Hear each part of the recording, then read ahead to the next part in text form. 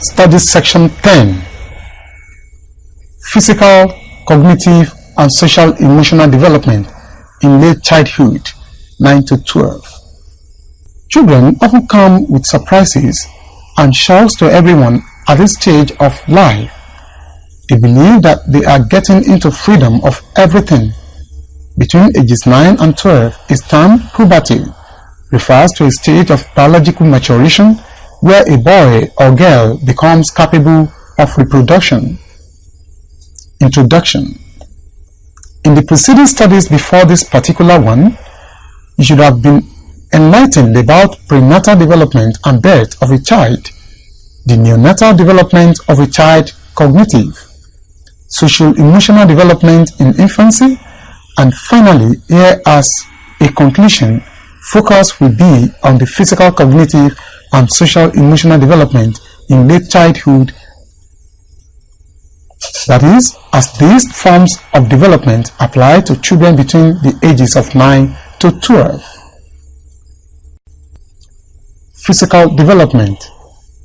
This is a combination of previous topics, but now in the late childhood age, between ages 9 and 12, just before they become teenagers. Learning outcomes for study section 10.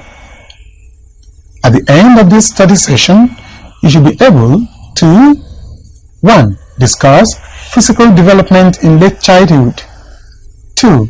Explain cognitive development in late childhood. 3. Explain social emotional development in late childhood. And 4.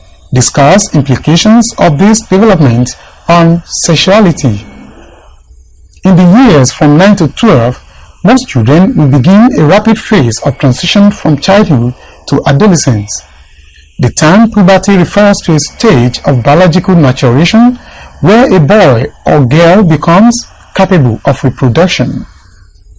For some children, noticeable changes do not begin to occur until age 13 or in rare cases until age 14 or later. On average, girls will begin puberty at age 10 or 11 and boys will begin at age 11 or 12.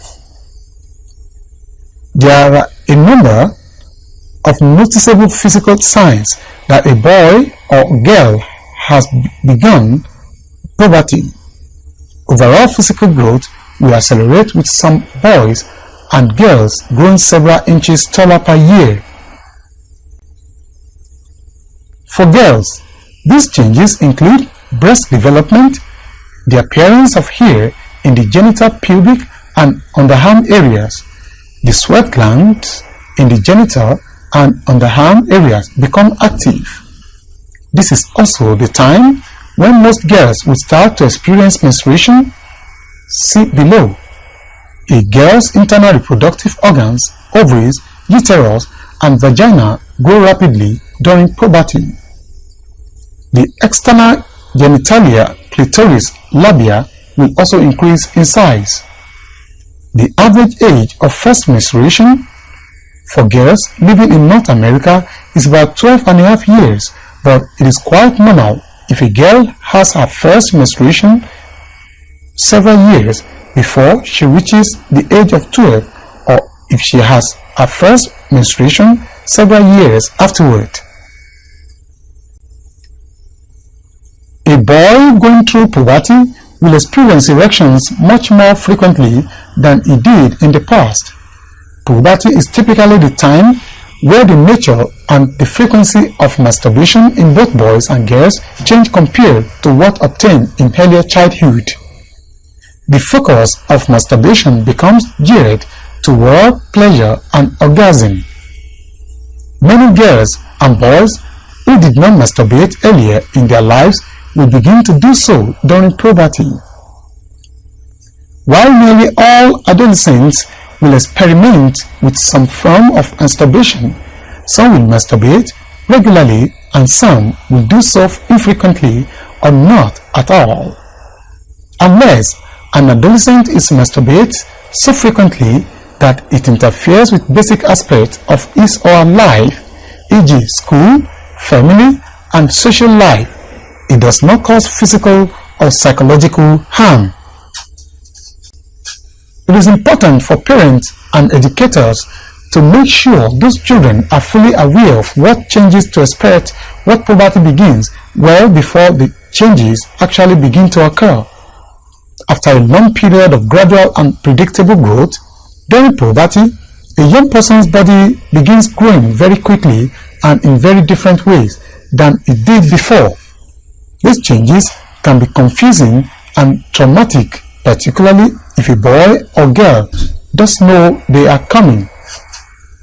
The first major step a parent or educator can take in assisting a young person through puberty is to make them fully aware of the changes that will occur. Not only should boys and girls be fully aware of the changes that will occur in their own bodies, but they should also be provided with opportunities to learn about the changes that occur in the opposite sex. Cognitive development in late childhood. Conservation or liquid conservation is the principle that the physical properties of an object remain the same despite changes in its appearance. In the text of conservation pictured, the child was first asked to compare identical amounts of liquid in the two shot glasses. Then liquid from the late glass was poured into the taller, thinner glass. Swiss psychologist Jean Piaget believed that the ability to understand conservation marks an important developmental milestone for children. Corbis and Dwight, 2006. It is no accident that throughout most of the world, children begin formal education at age 6 or 7. The intellectual skills of late childhood are well suited for school. Children become capable of reasoning logically and systematically, whether about a lunar eclipse, chess, or the motives of story characters. Their thinking is also more fluid and flexible. 1. A great scholar can follow a line of reasoning, say, solving an equation and realizing that an error has been made, mentally reverse course and start from the beginning again. A grasp of logical principles helps older children readily understand science, math, and many other subjects. They can concentrate better and longer than before. 2. Learning to read Chinese. A 7-year-old girl receives help from her mother as she learns to read Chinese. Reading ability, vocabulary, and grammar skills improve greatly during a child's elementary school years. Corbis Dwight, 2006. 3. Older children also begin to master and enjoy their intellect. They become more consciously aware of their mental processes, such as what it takes to memorize a spelling list or remember a specific past event, and can deliberately enlist their cognitive powers to accomplish their goals. For example, they enlist memory strategies that strengthen their recall of experiences and information. 4. Older children seem to think more quickly than younger children and many adults because they know how to do so. They spontaneously monitor and evaluate their progress and thus correct and improve their work. They are more likely to use external aids such as writing things down to help them think. These qualities make older children more capable and motivated learners. 5. Elementary school classroom. Students in an elementary school classroom raise their hands to answer a teacher's question. Participation in classroom activities helps children develop the social, intellectual, and cultural skills they need to function in society. Denning, 2006. 6. Many other cognitive skills also improve. Reading and mathematical abilities to skills advance significantly along with vocabulary and grammatical skills. Many children begin to learn a second language in late childhood. Children's knowledge of many specific topics that interest them expands dramatically, whether of planets, dinosaurs, or rock stars. Capacities to read music and master a musical instrument grows significantly. 7.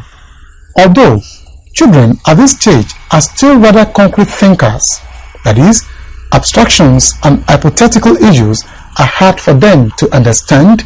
They have the intellectual skills to function competently in the adult world. The cognitive achievements of late childhood both contribute to school success and are, in part, a result of schooling. Effective classroom instruction strengthens children's capacity for logical, objective reasoning through well-designed activities that promote active learning. Children also benefit from group projects as peers sharpen each other's intellectual skills. However, intellectual growth in late childhood is not just a result of the growth of the mind in combination with classroom practices. Parental support is another crucial ingredient. Because learning is more formalized in late childhood, achievement is evaluated more objectively and publicly. School children receive formal and informal evaluations of their work in the classroom and in school-wide achievement testing. Consequently, children quickly learn how their abilities measure up with their peers and with teacher expectations. In comparing themselves to their peers, older children develop a more balanced view of their intellectual strengths and weaknesses. These self-evaluations tend to make older children less confident and more self-critical, causing some of them to give up too early when faced with intellectual tests that are challenging but within their reach. The biological aspect of puberty, while certainly profound, only tell half of the story. Social-emotional development in late childhood. The emotional psychological aspects of puberty, many of which are linked to biological maturation, e.g., increases in testosterone, are equally significant, particularly as they relate to sexuality. As they go through puberty, it is typical for young people to develop a heightened, at times seemingly obsessive, preoccupation with their physical appearance. Anxiety over physical appearance can lead to feelings of inadequacy. Relationships with peers are also likely to change. In the years leading up to puberty, there is a tendency for children to interact mostly with same-sex peers. However, as youth approach the teen years, they begin to increase social interaction with the opposite sex. Socially, youth entering puberty will be taking more pronounced steps into adult gender roles, and in so doing, they may begin dating or, more likely in their words, hanging out or going with or go together. Sexuality in late childhood. For most young people, it is likely that the basis of their sexual orientation will have been formed well before puberty. However, as youth begin to experience the more direct sexual attraction and fantasy that accompany puberty, lesbian, gay, and bisexual youth are likely to become more concretely aware of their sexual orientation. In other words, these youth are at the time in their lives where their homosexual or bisexual orientation is leading them to the developmental task of establishing to themselves and perhaps to others a self-identity as gay, lesbian, or bisexual. This may cause added stress to the experience of puberty for homosexual and bisexual youths. It is also not uncommon for heterosexual youths, particularly in early adolescence, to have some same-gender sexual attractions or fantasies. This is not unusual, and such attractions should be not seen as necessarily indicative of a youth's sexual orientation. In some parts of the world, most youth in the 9 to 12 age groups may not have experienced sexual intercourse.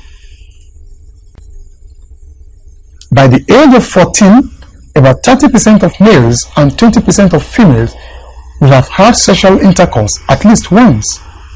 These figures on the age of first intercourse among youth are important for parents, caregivers, and educators to consider because they clearly point to the need for youth in the 9 to 12 age groups to receive broadly based sexual health education.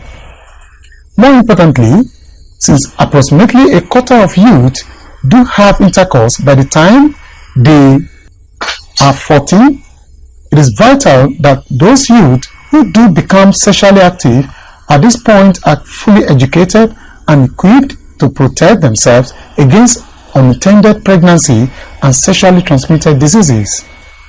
As children enter puberty, they enter a period of heightened sexuality.